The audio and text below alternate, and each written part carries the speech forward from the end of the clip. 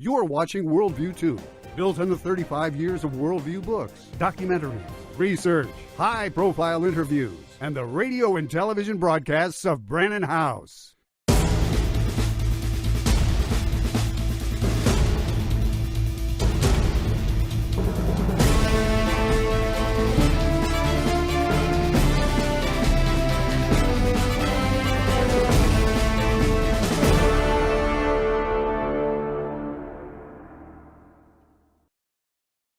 Happy Wednesday, everybody. Welcome back to another episode of Live Up to Freedom. It is Wednesday. We made it halfway through the week. I'm just not sure if I'm super excited about the weekend. I'm sure you've all heard about it. We are all hearing about it, that this weekend is going to be war because they can. But that's not the topic of my show today, so I'm just going to leave it at that, and I will say it better not happen. Our government better stop them, round them up, put them in handcuffs, take them in, and sort it all out during booking or even after. I don't care. But we have other topics to discuss today, especially topics that are, again, sadly being overlooked because, well, there are riots. I can't help but to...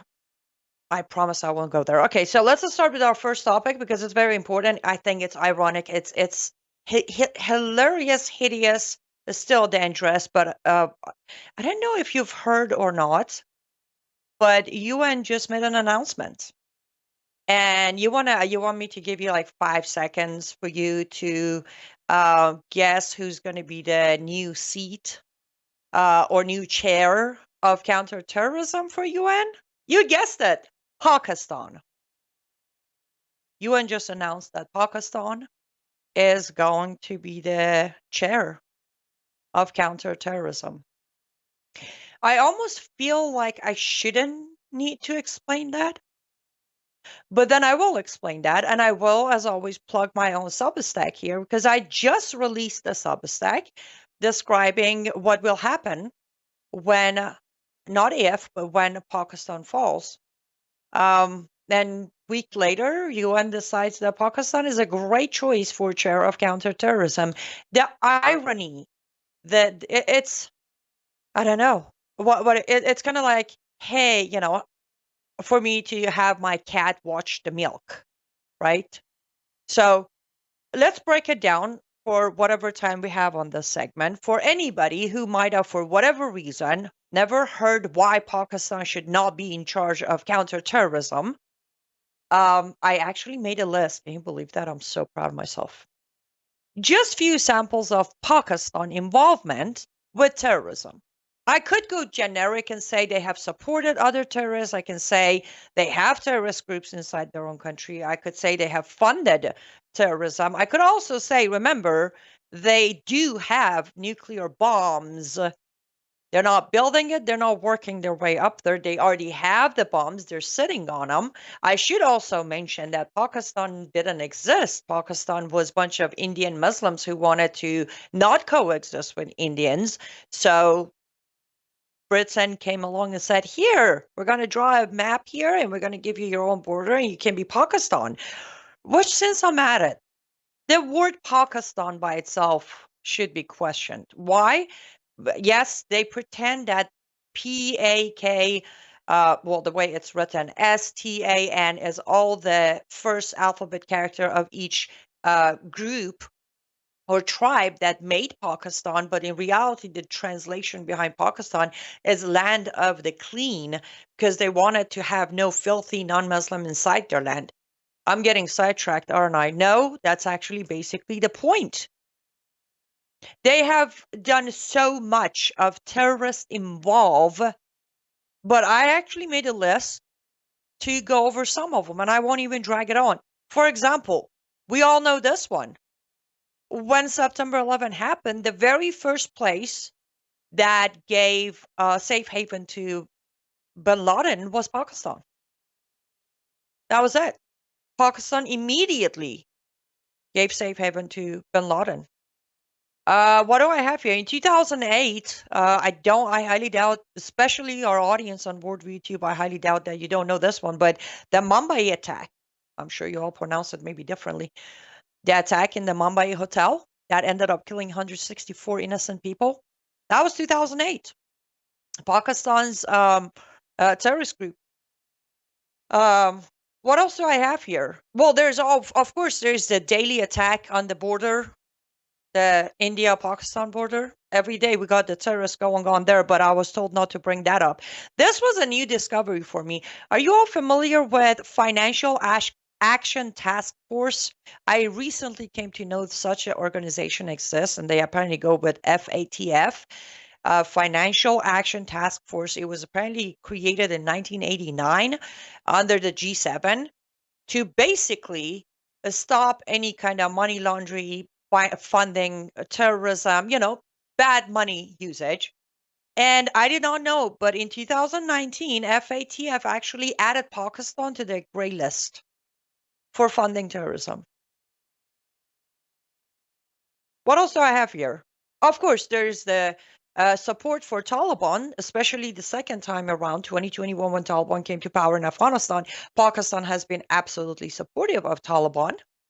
And then we have the ISIS-K that comes from Pakistan. Should I go on? I don't think I need to go on. You get it. We all get it. Apparently, UN doesn't get it. UN thinks it's such a fantastic idea to have Pakistan as the chair of counterterrorism, because that's what UN does. And funny enough, this isn't even about Pakistan right now. It's about UN. It's about why are we still part of UN? Why? Why are we still wasting taxpayers' money to fund UN? Why? Now, officially, chair of counterterrorism is Pakistan, one of the highest symbols of. I mean, you say in any country, you say terrorism, Pakistan automatically pops up right next to Iran and Afghanistan, doesn't it? Like, these three names are always on the map. Not funny, but funny. So, chair of counterterrorism of UN is Pakistan. The chair of human rights, as of right now, Islamic Republic of Iran. Don't even get me started on that. And then we have, of course, the women's right, that is Sharia, Saudi Arabia. How much worse does it need to get for United States of America to say, bye, we're done, we're not going to fund this anymore? Because I know we all want to celebrate on all the wins, which, by the way, is this week. I'm not sure exactly how many wins we are collecting. Not being sarcastic, drop dead. Like, what? What happened to all the wins? I guess they're turning the table. But even with that, can we push a little bit? So our tax dollar isn't funding these terrorist countries, these governments that are, and by the way, if it came out wrong in my English, I'm not saying we're paying Pakistan, Iran, or Afghanistan, or Saudi Arabia, which technically we are. I'm saying us funding UN is giving UN the ability and the capability to continue emboldening Pakistan, Afghanistan, Saudi Arabia, Iran, all of them. Can we stop that? I'm sorry. I feel like I dove in way too quick and way too fast. Why? I have no idea. I'm a little frustrated. I should say we are live on WorldViewTube, which you can watch us on worldviewtube.com or all platforms under WorldViewTube. We are also live on X America News, xamericanews.com, or on platforms such as Rumble, YouTube, and X. We're also live on my platforms, Facebook, YouTube, Rumble. I think those are the only. Oh, Substack. Hello to all of my Substackers out there. Very grateful for your support. Last month or so, you guys have been amazing. And then, and I am keeping an eye on comments. So if you have anything to say about each topic, we're going to try to see the comments by end of each segment, so I don't move on to the next topic and then miss your points. I think. Yes, we still have 3 minutes on this segment, so let me actually go to the comments real quick. Hi, Anne on YouTube says, the terror cells soldiers are here, as you know. Tulsi is fear-mongering. And I'm very aware, yes, I agree with you. I've done pieces and videos on terror cells or lost soldiers in America. Now, you might say Tulsi, I'm guessing you're referring to Tulsi Gabbard as a fear-mongering. I would say Tulsi Gabbard is a traitor. I warned about her before she was even confirmed, the moment her name was dropped by Trump administration. And here's my proof. The first testimony she gave in front of Congress was sit there with a straight face and claim that Islamic Republic of Iran, based on her intelligence right now, information she has in front of her, Islamic Republic of Iran not only doesn't have the bomb, they're not even trying to build a nuclear bomb, and they are following their supreme leader's fatwa or judgment of 2008, and we're all in clear. Let them do what they're doing. And that testimony, by the way, is available everywhere. So if you want to confirm, because originally when I brought it up, few people say, I need to hear that for myself. Sure, go ahead. Just look up Tulsi Gabbard testimony in Congress, Iran nuclear, and boom, you get the answer. And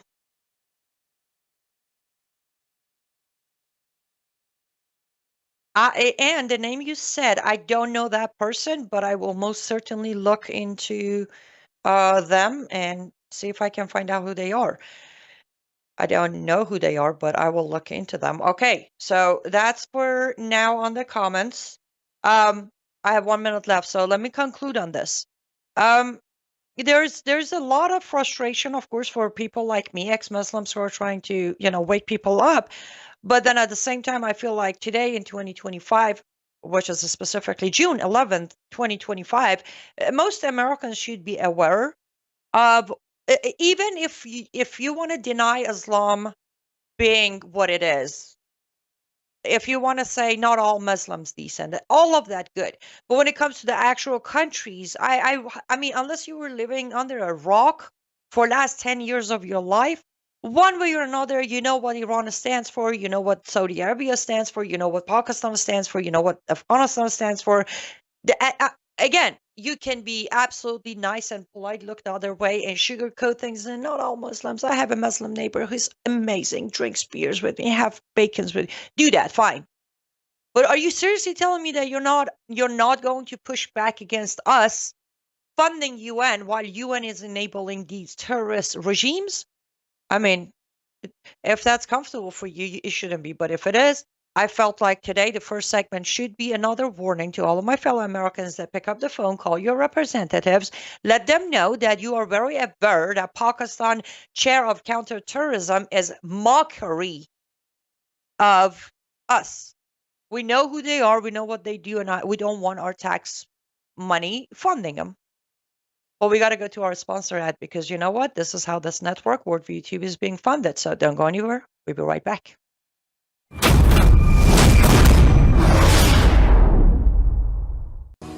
Well, hello everybody. It's Annie Cyrus. Welcome to my art studio where all the magic happens. This is the station for painting, and that is the station for all the resin art I do. If you want to check out my art, all you gotta do is go to lutfstudio.com.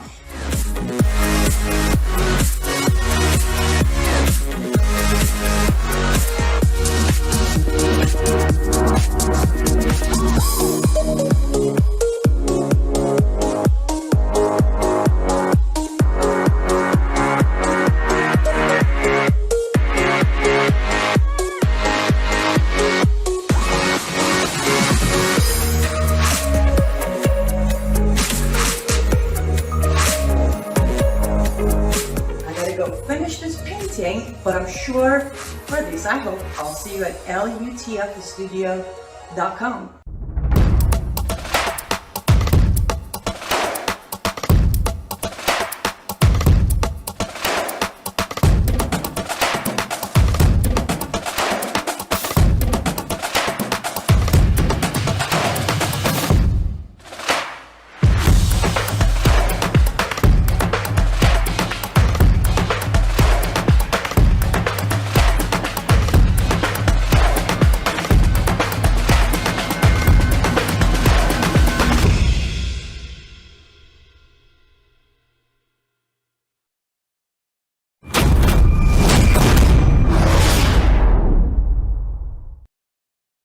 Welcome back to Live Up to Freedom. Thank you so much for staying with me until now. I greatly appreciate it. And yes, if you would like to support what I do, which is a lot, You can go to lutfstudio.com. That's lutfstudio.com. That's where I put all of my artwork, and they're all made by myself, handmade, one of a kind. And if you want, you can use the promo code MISSION for special discounts, and portion of that purchase will come back to fund our mission for freedom, which is a child of Live Up to Freedom. The programming for that is Tuesdays and Thursdays at 4 p.m. Eastern Time, where I join Miriam Shaw, my co-host, on that program, but we do way more than just shows on Mission for Freedom. lutfstudio.com, lutfstudio.com. Use promo code MISSION for special discounts and support what I do and what we do at Mission for Freedom. Okay. We got 12 minutes. This one's going to need 12 hours. And I'm going to try not to yell and scream into this microphone. And if I do, I lean back. Did you hear the glorious news? Mayor Khan, what a suiting name, even though that's the wrong pronunciation of his name. Mayor Khan was just knighted by King Charles. If I could put up that picture. It took me a minute to have the capability to stare at this picture and not feel heartbroken. It is such a comedy. It is such a spit in the face of, to me, I am not by birth or by naturalization. I don't have any roots in UK. Okay, Great Britain. I know a lot about it. I have visited it, but I don't even belong to that country. And my heart was shattered from the spit in the face of that moment. Knighthood is it's an honoring of service, bravery. Again, I'm sure anybody can look up the history of knighthood. Those who've been knighted by the kings or the queens. And yeah, I know most of my audience are on the same page when it comes to King Charles. But this was kind of sort of that last nail in the coffin. Mayor Khan, the man who has officially stood for Sharia in London and in UK for so many years, bluntly and openly creeping Sharia into London and other places, as knighted? Where is the honor in that? And again, I will emphasize that I understand King Charles is all about one world order.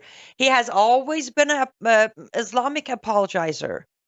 But I am sitting here for last 48 hours. This happened about 48 hours, less than 48 hours ago because of time zone difference. I'm waiting to see where is the outrage by the people of UK. Where is the outrage? This is part of your heritage, your history. It was supposed to be an honor.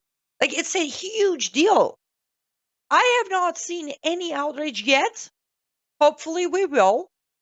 And the outrage isn't about reversing it and, let's go back to what it was. The outrage is to voice your concern about what is happening to your country, just like I tell my fellow Americans to voice their concern with Sharia here. So for sake of argument, for anybody who might have never heard of Mayor Khan or his actions or his cons, I made a list. I have been so organized today. Mayor Khan, in 2018, he officially, publicly stood firm defending the existence of Sharia courts in London. It wasn't that he looked the other way or he ignored it or he hid behind the curtain saying no comment. He actually defended it. He stood there and said, for the population, the existing population of Muslims in London, we do need a Sharia court.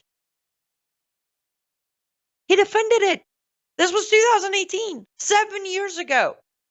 I guess since nobody had any outrage about that, why would they be outraged about this now? It didn't click until now, actually. Moving on, Mayor Khan has allowed, as the mayor, has allowed the Islamic Relief Worldwide, which is an organization that does Islamic relief, pretty clear, charity supposedly, with very strong ties to Hamas, And Khan has repeatedly allowed them to legally continue operating in London. Did I mention they have strong ties to Hamas? I'm pretty sure I did. Moving on, what do we have? Oh, that's what I'm going to read from here. In 2019, Mayor Khan was criticized for downplaying the seriousness of female genital mutilation in the UK. And this report, by the way, you can find it on Daily Mail, just in case if you want to again confirm. Don't believe me, go do your own research. So yeah, he downplayed the female genital mutilation issue. He has downplayed the grooming, the rapes of Muslim grooming white girls, Muslims raping white girls, Muslim families mutilating their Muslim girls in London. It has always been downplayed by him. I have oh, that one's a good one because I reported it back in 2017 with visual and all that. In 2017, Mayor Khan, it was the first time the Al-Quds rally was allowed on the streets of London. I have done extensive coverage of this, or what the Al-Quds is. Basically, it's a day on the Islamic calendar. Sunni or Shia, doesn't matter. They all actually do this one. But funny enough, it was generated that day, was put in the calendar by Khomeini, previous supreme leader of Iran. That is the day where all Muslims rally in support of Quds, which is Palestine, right? I'm glad I looked at my list. Mayor Khan not only allowed that, it basically issued all the permits they needed to walk on the streets of London chanting death to Israel, because that's what they do on that rally. What else do I have here? This is kind of fun. Apparently, again, by the way, 2017, 18, and 19 was the heat of Khan pushing Sharia into London. And that's why I'm like, if it didn't bother anyone back then, I shouldn't worry about today, because he did it in one full force. And then when he realized everybody's going to keep quiet, then he just let it practice itself out. There is no yesterday for me. Yeah, does he make comments that are ridiculous every day? Absolutely. But as far as the actual actions that has resulted into Sharia formation of London, 2017 through 2019 was the heat of it. I remember one of the things which was really ridiculous was, some of the Islamic or Muslim-owned stores, clothing stores, started actually putting hijab on the mannequins because they wanted to sell hijab.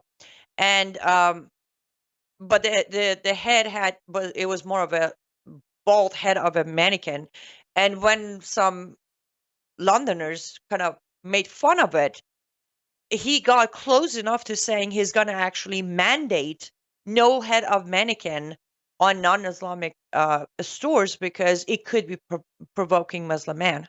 He didn't push it forward. It didn't win. But my point is, he was so close to literally turning London into Londonistan that he went that far in 2019. Anyhow, what do I have here?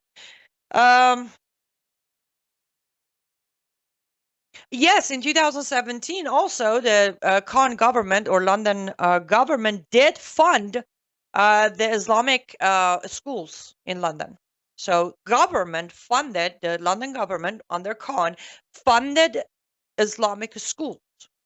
And we all know what that means. At least those of you who have followed my work, either my Substack, my programming, my speeches, whatever it is, for last few years, you all know what that means. Because in Islamic schools, it's not like a Catholic school or a Christian school or any of that. In Islamic school, what they teach are the books that are right in front of me. I'm actually leaning on one of them right now.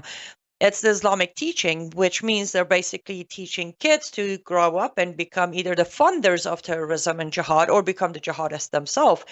But that was another thing. Anyhow, I think you get the picture, or at least I hope you get the picture. This man, who pretty much figuratively and literally burned down London streets and its culture and its heritage and its roots to turn it into what it is today, including where they celebrate Ramadan and they celebrate all the Eids or Aids. He was knighted by Charles. King Charles. And I think it gets more curious when you realize that it didn't get a broader coverage. It's one of those things like, does Charles know exactly what he did? And he's just like, they're kind of like, okay, cameras, go home. We're all good. Nobody needs to drag this on because soon people are going to complain. I don't know. Let me check on the comments as we come to the closing of this segment because I don't want to miss your comments. Let me see. Josh says, let me see if I can get this. I saw recently that there is a restaurant here in Columbus now called Halal Burger. So I decided to prank call them and ask if they had bacon burger. They did not like my question. Huh. Honestly, Josh, if I were you, I wouldn't prank call them. I would contact my representatives and ask them, why is there a halal burger here that is going to take American money and fund Islamization and terrorism based on Islamic tax? But again, that's just me. I don't make light of these issues. I don't prank call them. I call the representative like, you want to tell me why there's another halal store next door that can fund the demise of myself and my fellow Americans? Hey, Lawrence. Yes, I am back, and I will be here, Lord willing, Monday through Friday from 4 to 5 p.m. Anyhow, okay, sorry. Let me check on other pages, making sure. So anyhow, congratulations, Londoners, and furthermore, congratulations, Britons. You have your first London mayor and first Muslim to be knighted. And basically now Sharia has even hijacked your knighthood. A beautiful part. I always enjoyed these parts of the, history of Great Britain has always been my joy. Good or bad. I like to watch the ceremonies and I like to dig into the history, but yeah, they just hijacked that too. They literally stole that part of your culture, but I guess you're all cool with it, right? You want to coexist, so coexist away until that very sword that knighted Khan will come back to, well, slay you wherever they find you. On that note, when we come back, we're going to cover the next topic right here in America, right here, talk about representatives. Don't go anywhere. We'll be right back.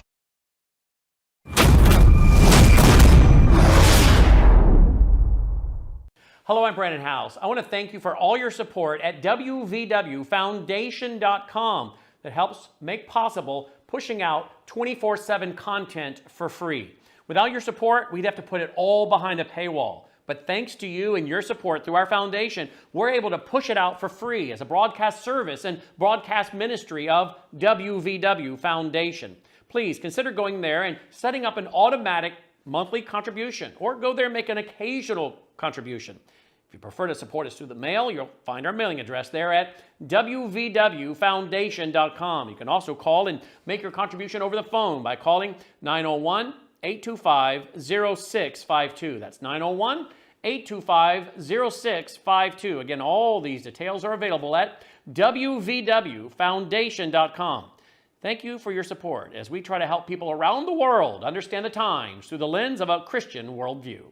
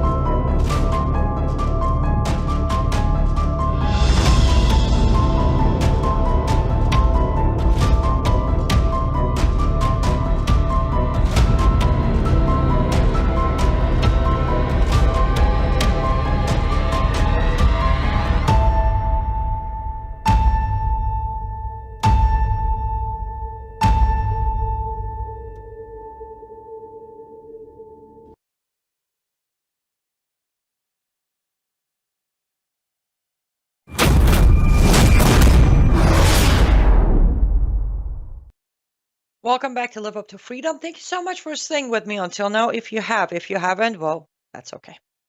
Guys, I want to emphasize on a few things before we dive into the next topic.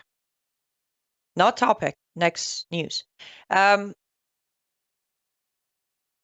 you see an advertising, every time we take an ad break, I want you to don't run for a bathroom break or refilling your drink.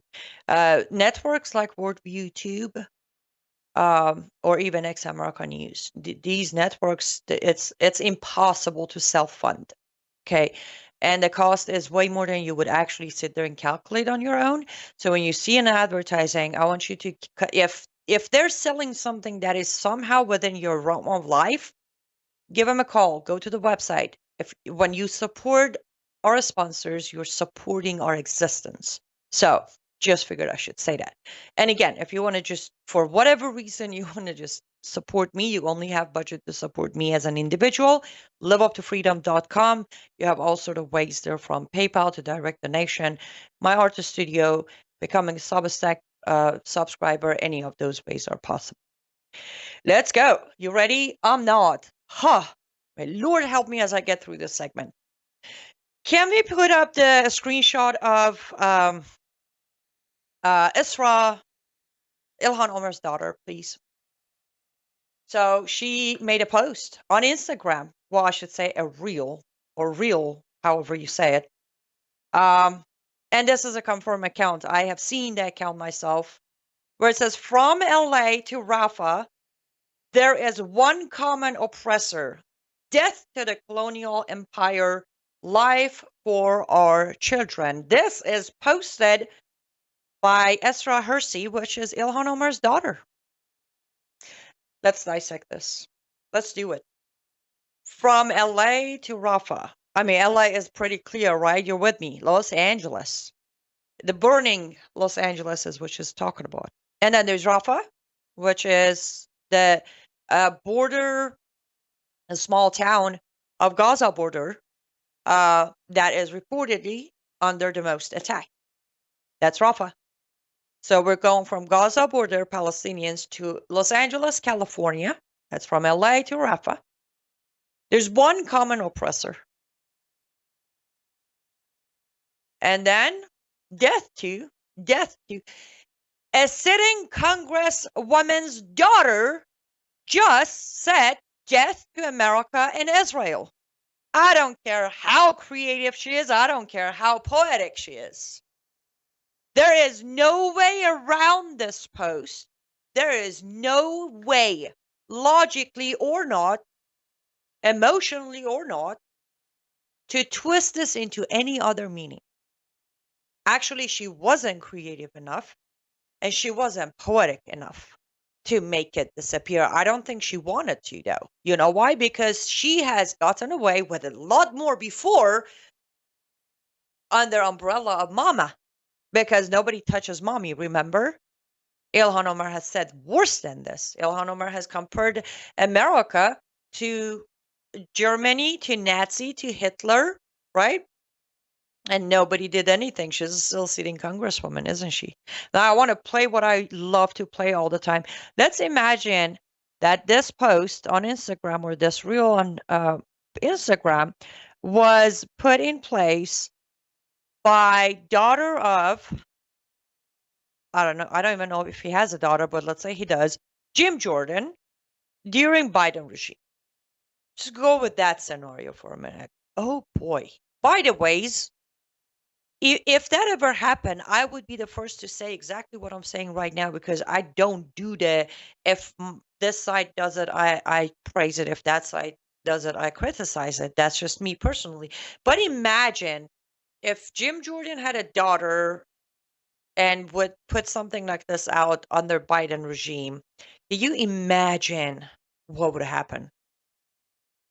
But this post makes it out there, gets lots of traction. And I literally genuinely looked. I have not seen any network, either side of the aisle, even mentioning it or addressing it or bringing it up. I was kind of like, woo, look at me. I'll be the first one to talk about it. Woohoo.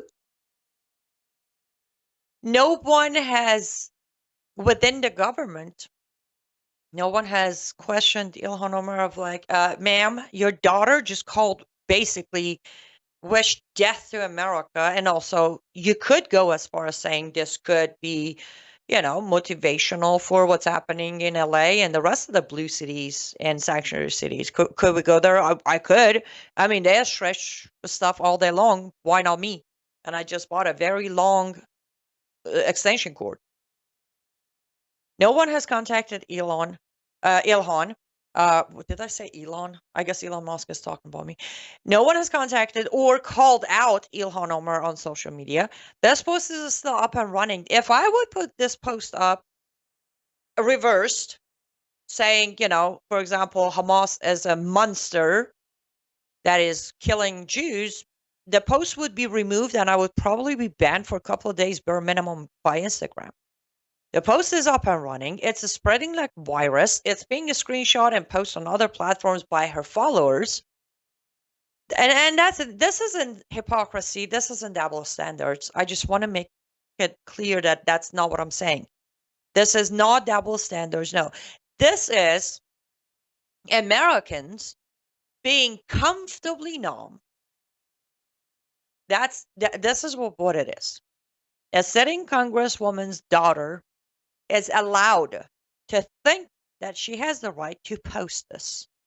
And when she does, when she takes the action, when she delivers, it is confirmed that it is okay for you, not everybody else, for you, your specific class. What is that class? The class that has all the victim cards to play. There is the race card, there is the skin color card, there is the Islamophobia card, there is the sexist card. She's got all of those to play. And on top of that, Mama got the bigger cards to play right behind her. So being comfortably numb and comfortably cowards, the message has become more and more clear to people like Ilhan Omar, Rashida Tlaib, Keith Ellison, Obama, and the rest of their family and friends that you do you, boo, because we're too scared to say a word, because we don't want to be labeled, because we don't want Congresswoman Ilhan Omar retaliating. So you do what makes you feel better. And we're just going to sit over here, either not even look at it, so we're not even aware. We don't even have the information, so we can be even more comfortable, because it is way more comfortable to not know something than know it and pretend like you don't know it. That was a lot of knowing going on. Lack of knowing. So I want to be very clear that I'm not sitting here bashing this girl. No. No. The American society has allowed her to comfortably do what she did and hold her head up. So she's not to be blamed. The first time she did things like this, the second time, the third time, the first time her mom did it, the first time Auntie Rashida did it, there was no backlash, there was no outrage, there was no consequences, there was nothing. Nothing.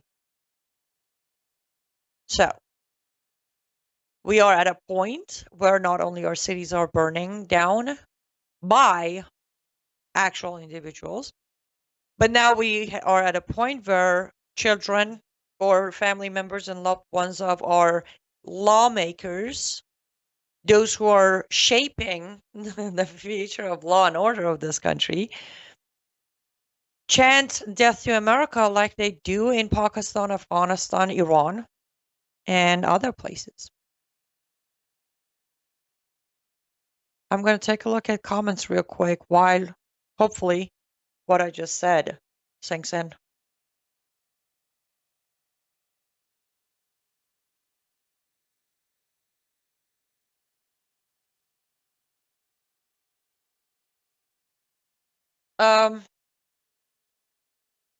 Lawrence said, when Joshua conquered the land of Canaan, sorry, that's how we say it, Canaan, they failed to conquer Gaza. The reason why is because of the Nephilim. Wait, was Gaza there back then?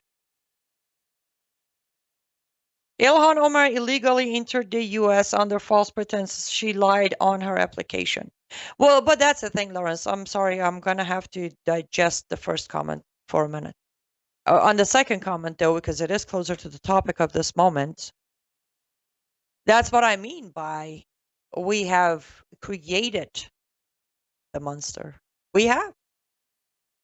There is so much evidence out there for just an investigation. How about this? Forget about a conviction. Forget about any of that. Just an investigation.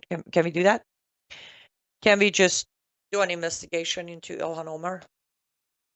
You know, the marrying the brother case, lying in application, which it wouldn't be her basically because she was too young to do the application herself. Her comments, her affiliations with Erdogan in Turkey, right? But we don't do that. Of course, our government won't do it because they're part of the plan. This plan that you all believe in, yeah, it is part of the bigger plan. Take down America and build their deluded utopia on the ashes left behind.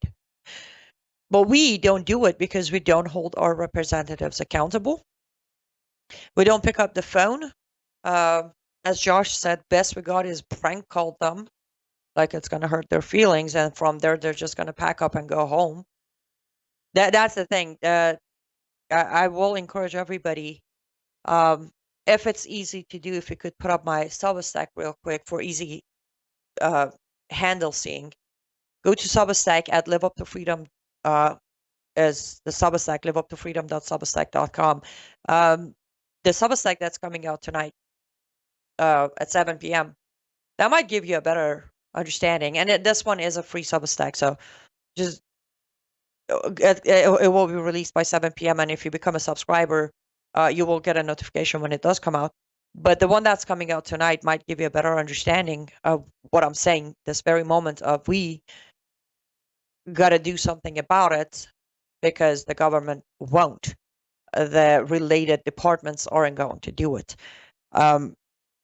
And there's so much I can sit here and blame Islam and Sharia and Muslims and CARE. But at some point, I would like to sit here and say, well, we're at fault because we are at fault. There's a handful, maybe not even a handful of people who would do what I'm doing. And that's actually, let me just hook that into, we got to take a quick break. So let's go take our last break. And then when we come back, I will finish this thought. Don't go anywhere. We'll be right back.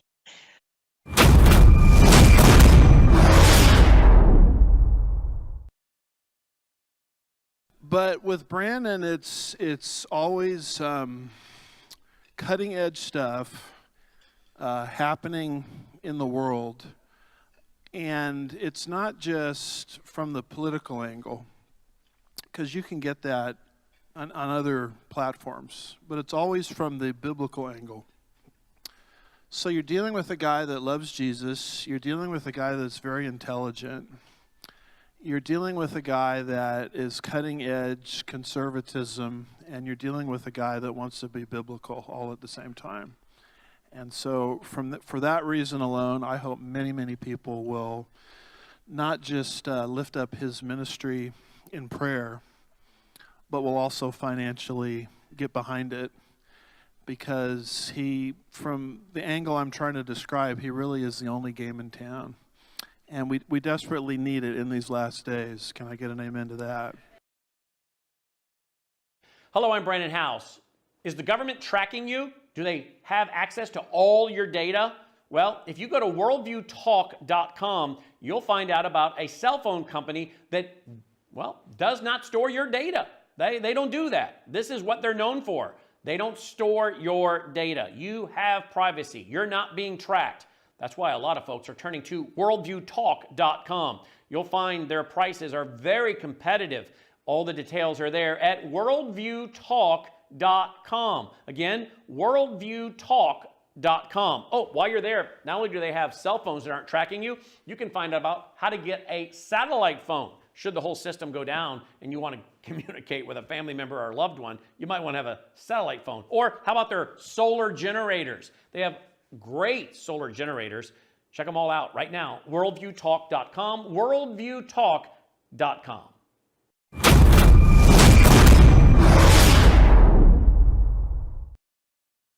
Welcome back to Live Up to Freedom. I appreciate you who have stayed with me until now. Okay, I'm going to conclude my thoughts on the last segment, and then we're going to finish up on a fascinating note here, being sarcastic. So yes, bottom line is, ladies and gentlemen, as long as you're not willing to make the sacrifice, and you're willing to continue compromising, it is what it is.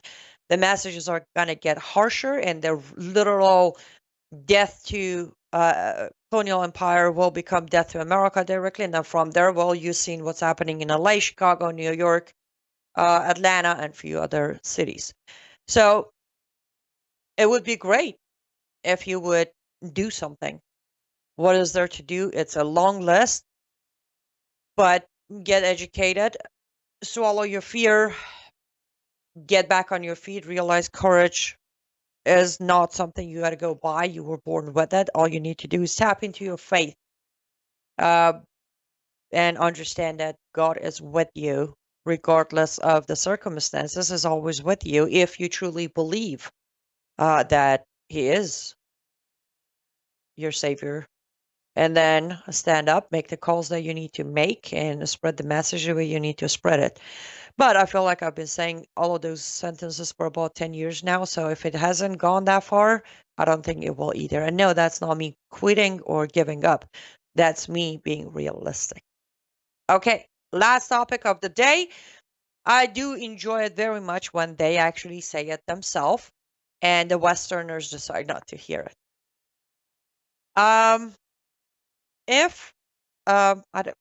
Let's put that up, actually. Let's put that up. So one of the heads of Taliban, Maulana Fazlur Rahman, which the name isn't important, he just came out with a fascinating statement, one sentence, nothing else. And it literally says, to stop child marriage is to go against Islam.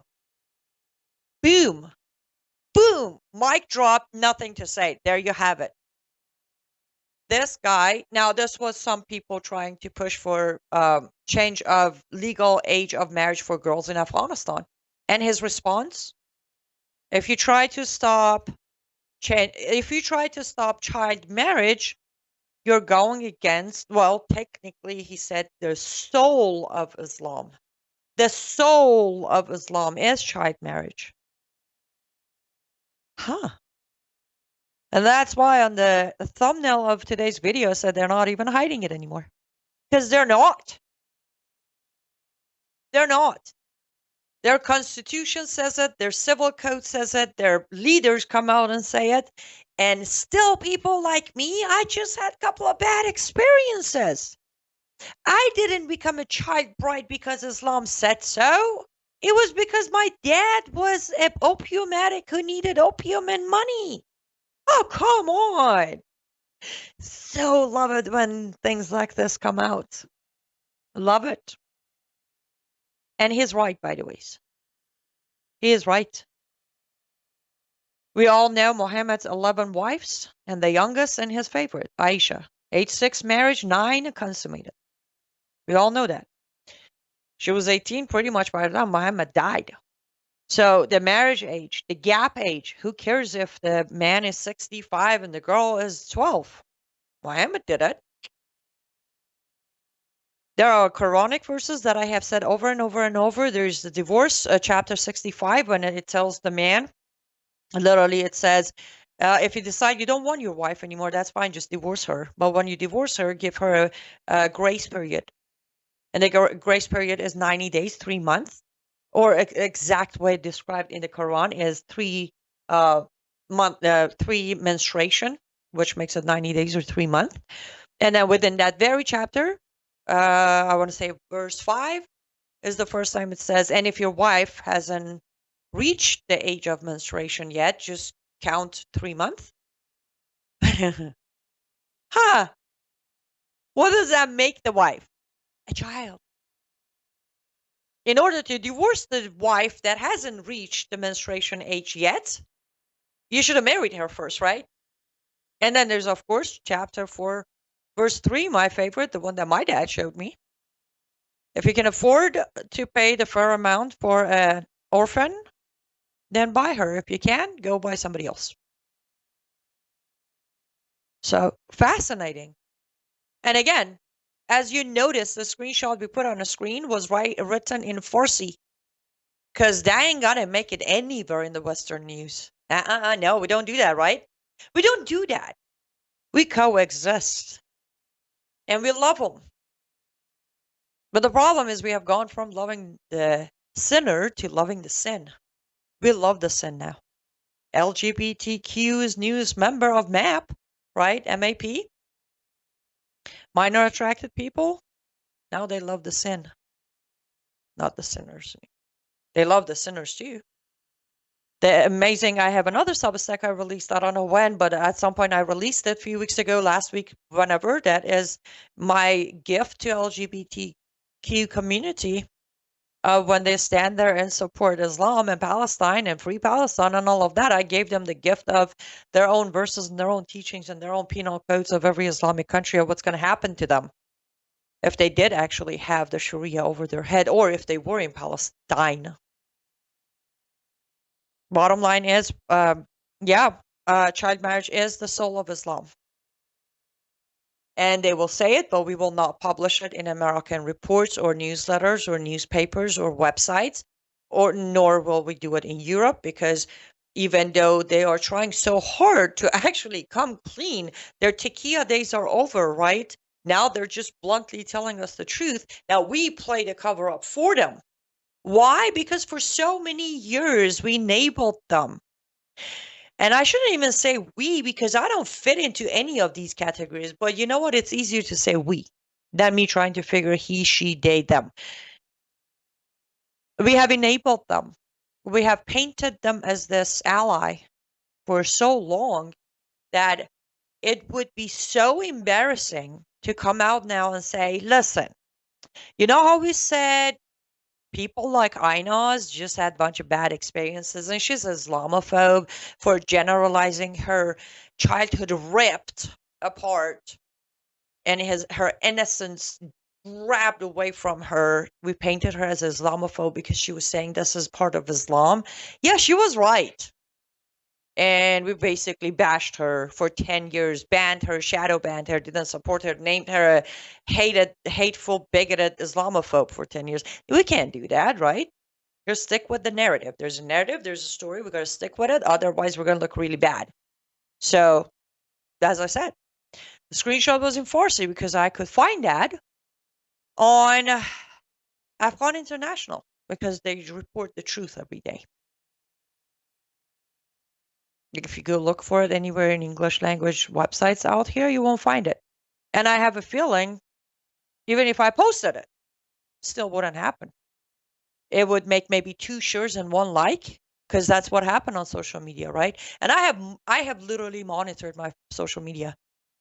Even those of you who are watching this show right now, which there are plenty of you actually, amazingly today, probably the number of shares or retweets of this video is maybe 3 or 4, because you're gonna listen, but God forbid if you retweet it or reshare it on your page, because then you're gonna have to carry all the labels I do. And that is what I'm complaining about today. It's okay with me, but it's not okay when this is all gonna come back knocking at your door, and that might be the moment you say, shoot, I should have spread the message. But I can't make people do what they don't want to do, right?